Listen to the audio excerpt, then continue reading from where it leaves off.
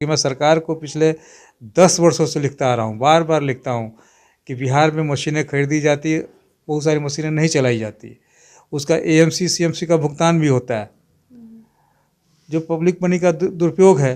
कह सकता हूँ कि सरकारी अस्पतालों को माफियाओं के द्वारा सरकारी मिलीभगत से फेक मशीनों का डंपिंग यार्ड बना दिया। बहुत सारी ऐसी मशीनें हैं जो खरीदी गई और चलाई नहीं गई। अभी हाल में पकड़ में आया कि पीएमसीएच ब्लड बैंक में प्लेटलेट बनाने वाली मशीन 2 साल से पड़ी हुई है। पुरानी मशीन उपकरणों का कंडमनेशन जो है रद्दीकरण किया जा रहा है। जो मशीनें 15-16 में खरीदी गई हैं, जो मशीनें 18-19 में खरीदी गई, उसका रद्दीकरण आप कैसे करिएगा?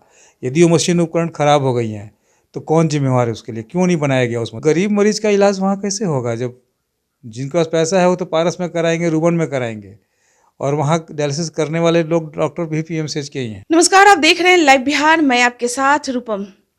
बिहार में स्वास्थ्य विभाग का हाल तो आप सभी जानते हैं कि किस तरह से जब हम अस्पतालों में जाते हैं, सरकारी अस्पतालों में जाते हैं, तो हमारी बहुत सारे काम जो हैं वो हो नहीं पाते हैं, डॉक्टर से दिखा नहीं पाते हैं। अगर कोई मशीन में चेकअप करवाना है वो नहीं हो पाता है। बार बार सरकारी अस्पतालों का चक्कर लगाने के बाद जब काम नहीं होता है तो फिर निजी अस्पतालों की तरफ जाना पड़ता है। दरअसल आज मैं बात कर रही हूँ कि अभी स्वास्थ्य विभाग में जो मशीन होते हैं उनका रद्दीकरण किया जा रहा है, लेकिन कई ऐसे भी मशीन हैं जो नए मशीन आए हुए स्वास्थ्य विभाग में पड़े पड़े खुले भी नहीं हैं अभी पैकेट से, और उनका भी रद्दीकरण हो रहा है। आज गुड्डू बाबा हमारे साथ जुड़े हुए हैं और इन्होंने स्वास्थ्य विभाग के लमसम हर एक अस्पतालों की जानकारी ली है कि कहाँ कितने मशीन हैं और रद्दीकरण में कितने जा रहे हैं। थोड़ा सा इन्हीं से हम बात करते हैं। बाबा, पूरा मामला क्या है ये बताइए। मामला ये है कि पीएमसीएच सूबे का सबसे बड़ा अस्पताल है।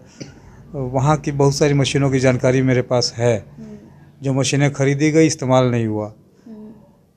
ये आपको वेंटिलेटर है 8, लगभग 1 करोड़ रुपए की।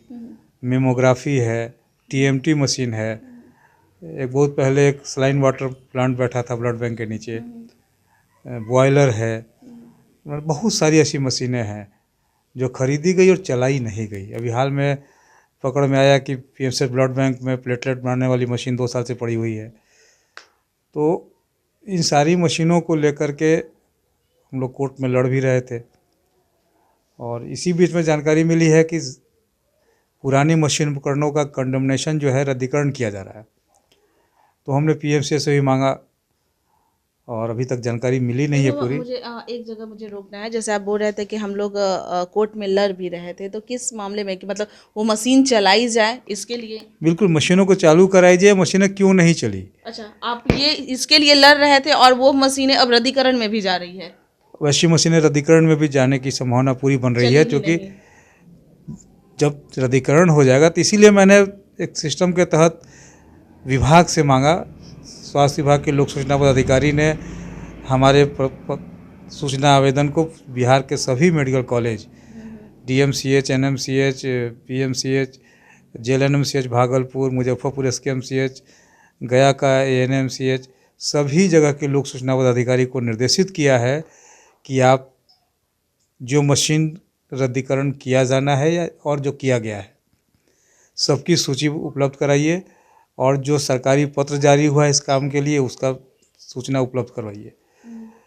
तो निश्चित तौर पे यह बहुत बड़ा मामला सामने आएगा, क्योंकि मैं सरकार को पिछले 10 वर्षों से लिखता आ रहा हूँ, बार बार लिखता हूँ कि बिहार में मशीनें खरीदी जाती, बहुत सारी मशीनें नहीं चलाई जाती, उसका एएमसी सीएमसी का भुगतान भी होता है, जो पब्लिक मनी का दुरुपयोग है। तो निश्चित तौर पे आने वाले समय में एक बड़ा सुधारात्मक कार्रवाई बिहार में देखने को मिलेगी। अब ऐसा नहीं होने दिया जाएगा कि मशीनें खरीदी जाएंगी और चलाई नहीं जाएंगी, क्योंकि अब जब मशीन खरीदी जाएगी तो चलाने की जवाबदेही विभाग अध्यक्ष की होगी। पहले से भी था, इसका पालन नहीं हो रहा था, और बहुत सारी मशीनों को बिना रिक्वायरमेंट का भी विभाग में भेज दिया जाता है। एक बड़ा खेल मशीन उपकरण का।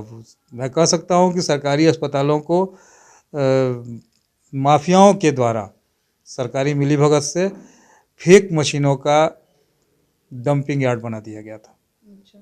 मैं कह सकता हूँ, चूँकि मेरे पास साक्ष्य है कि बहुत सारी मशीनें खरीदी गई, चलाई नहीं गई। तो अभी का जो मामला है क्या है? अब जो रद्दीकरण में जा रहे हैं मशीन, ठीक है, रद्दीकरण में जा रहे हैं, तो क्या नए मशीन भी लाए जा रहे हैं? तो इसीलिए तो लिस्ट मांगी गई है ना कि मशीन का स्थापना वर्ष क्या है। मान लीजिए कि मशीनों का एक कॉमन लाइफ हम लोग जानते हैं कि 10 साल होता है।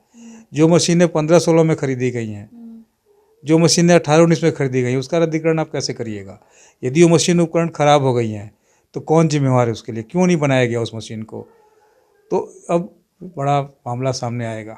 बाबा, रद्दीकरण की बात जो हो रही है, तो जैसे आप कह रहे हैं कि 2-4 साल चल के भी वो अगर उस मशीन को रद्दीकरण किया जा रहा है तो क्या होगा? मतलब रद्दीकरण किया जा रहा है तो क्या उसे फेंक दिया जाएगा, इस्तेमाल में हो जाएगा, किसी दूसरे विभाग में दे दिया जाएगा, प्राइवेट हॉस्पिटल में बेचा जाएगा, क्या किया जाएगा? उसमें तो टेंडर होता है, निविदा की प्रक्रिया होती है, उसमें आकर के लोग पार्टिसिपेट करते हैं और मशीनों को लोग ले जाएंगे। तो उसका मान लीजिए कि जो 1 करोड़ की मशीन है वो 5 लाख में जाएगी, 2 लाख में जाएगी। तो सरकार को जो मशीन अभी चलने के लायक है, हमारा मांग है कि उस मशीन को चलाया जाए। और चूँकि सरकार का पैसा क्या, पब्लिक का पैसा है वो। हमारा राज्य गरीब राज्य है। आपके पास कुछ आंकड़े भी हैं कि हाँ, इतने मशीन यहाँ पर हैं, लेकिन इलाज इतना ही तक हुआ है महीना में या ये साल में? बिल्कुल, वो तो डायलिसिस मशीन पीएमसीएच में मैन पावर के अभाव में पड़ा रहा। जितना डायलिसिस होना चाहिए था उसका मैं समझता हूँ कि 25% भी नहीं हो पाया। मशीनें कितनी हैं? अभी तत्काल 31 मशीनों की बात आई है और सामने। कितने मतलब रेगुलर हो रहे हैं वहाँ पे? 15 से 20 ये सर कहा जा रहा है कि कितने मशीन आप बोले? 31 मशीन है। 31 मशीन और 15 से 20 डायलिसिस हो रहे हैं? यही हो रहे थे अभी तक। हाँ, एक दिन में इतना ही हो रहा है? एक दिन में इतना ही। लेकिन अब चूँकि कोर्ट ने संज्ञान ले लिया जबकि है, मरीज तो वहाँ पे बहुत रहते हैं। तो गरीब मरीज का इलाज वहाँ कैसे होगा? जब जिनके पास पैसा है वो तो पारस में कराएंगे, रूबन में कराएंगे, और वहाँ डायलिसिस करने वाले लोग डॉक्टर भी पीएमसीएच के ही हैं। तो सरकारी अस्पताल में डॉक्टर भी तो वहाँ पे रहते हैं। वो डॉक्टरों की कमी थी, वहाँ पर मैन पावर का कमी था। इस बात पर कोर्ट संज्ञान ले चुका है और निश्चित तौर पर सुधार होगा। चलिए, बहुत बहुत धन्यवाद। तो गुड्डू बाबा हमारे साथ जुड़े हुए थे, और एक बात जो कि इन्होंने सही कहा है कि गरीब का कौन सुनता है। और शायद आप सुने होंगे और समझे होंगे कि स्वास्थ्य विभाग, सरकारी स्वास्थ्य विभाग में जो हम लोग जाते हैं, चाहे पीएमसीएच हो या एनएमसीएच हो, जहाँ पर जाते हैं तो गरीब की कोई नहीं सुनता। और आए दिन इस तरह के आप वारदात सुनते आ रहे होंगे कि किसी के साथ कुछ भी हो गया है, इलाज नहीं मिल पाया है, भरपूर तरीक़ा से दवा नहीं मिल पाया है, और शायद इसी वजह से जब भी हमारे मुख्यमंत्री को कुछ होता है या किसी को कुछ होता है तो वो दिल्ली और विदेश अपने इलाज के लिए जाते हैं। अगर अपने ही राज्य के जो स्वास्थ्य विभाग है उसे अगर वो ठीक करते तो शायद बाहर उन्हें नहीं जाना पड़ता। चलिए, फिलहाल के लिए बने रहे लाइव बिहार के साथ। धन्यवाद। लाइव बिहार यूट्यूब पर सब्सक्राइब और फेसबुक पर लाइक जरूर करें।